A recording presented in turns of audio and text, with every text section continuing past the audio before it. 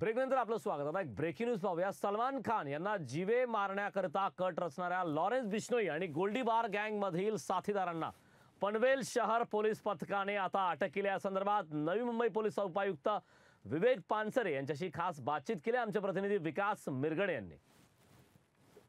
अभिनेता सलमान खान याच्या हत्येचा कट रचणाऱ्या 4 आरोपींना जे आहे नवी मुंबई पोलिसांनी अटक केलेली आहे. सर, रात्री 4 आरोपी जे आहेत सलमान खानचा हत्येचा कट त्यांना अटक करण्यात आलेली.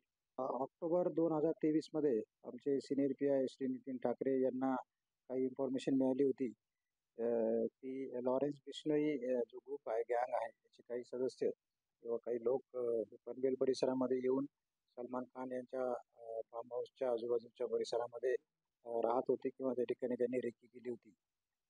त्या विषयामध्ये त्यांनी आणखी त्यांचे काही इन्फॉर्मर या ग्रुपमध्ये इन्व्हाइट केले, सहभागी केले. काही पोलीस ऑफिसर सुद्धा आम्ही त्याच्यामध्ये सहभागी केले आणि त्याच्या माध्यमातून आम्हाला ही माहिती मिळाली की यांनी बऱ्याच ठिकाणी जिथे सलमान खान जातात त्या ठिकाणी रेकी करण्याचा प्रयत्न केला होता. त्याच्यामध्ये बांद्रा, गोरेगाव आणि पनवेल या ठिकाणी सुद्धा रेकी केली होती.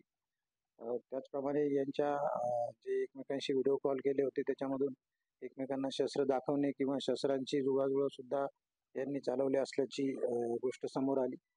त्यावरून आम्ही एप्रिल 2024 मध्ये 24 एप्रिल 2024ला IPC 115, 120B प्रमाणे गुन्हा दाखल केला आणि त्या गुन्ह्याच्या तपासादरम्यान 4 लोकांना अटक केलेलं आहे.